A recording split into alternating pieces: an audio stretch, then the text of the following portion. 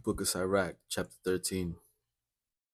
He that touches pitch shall be defiled therewith, and he that hath fellowship with a proud man shall be like unto him.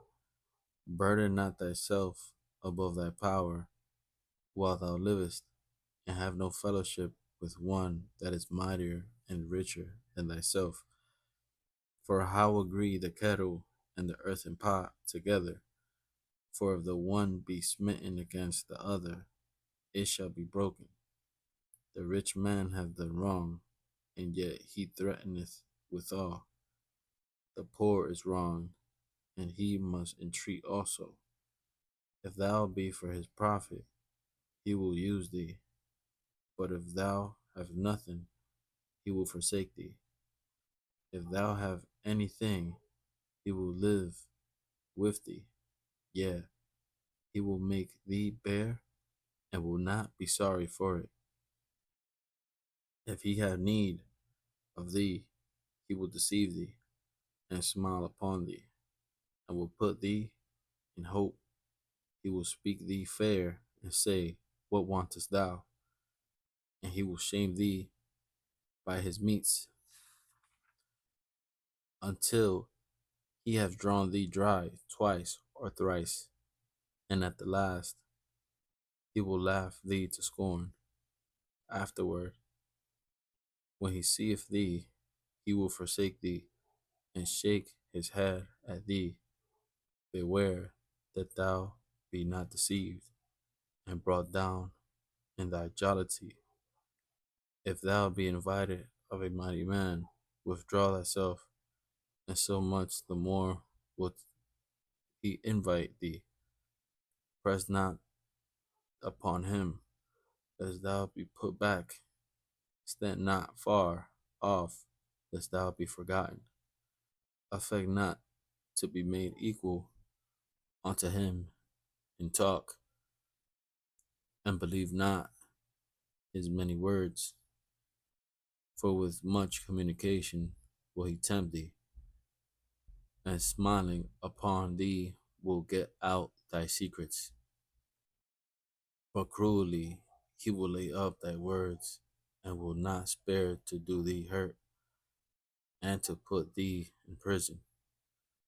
Observe and take good heed, for thou walkest in peril of thy overthrowing. When thou hearest these things, awake in thy sleep. Love the Lord all thy life, and call upon him for thy salvation. Every beast loveth his like, and every man loveth his neighbor.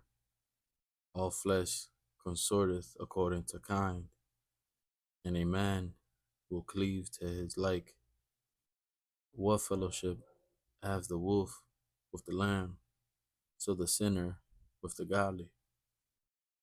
What agreement is there between the hyena and the dog, and what peace between the rich and the poor?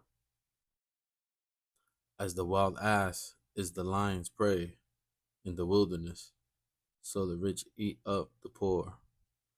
As the proud hate humility, so does the rich abhor the poor.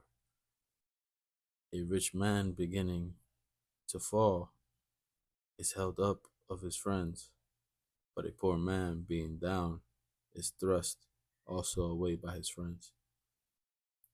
When a rich man is fallen, he hath many helpers. He speaketh things not to be spoken, and yet men justify him. The poor man slipped, and yet they rebuked him too. He spake wisely, and could have no place. When a rich man speaketh, every man holdeth his tongue, and look what he saith, they extol it to the cloud. But if the poor man speak, they say, What fellow is this? And if he stumble, they will help to overthrow him. Riches are good unto him that hath no sin, and poverty is evil in the mouth of the ungodly. The heart of a man changeth his countenance, whether it be for good or evil, and a merry heart maketh a cheerful countenance. A cheerful countenance is a token of a heart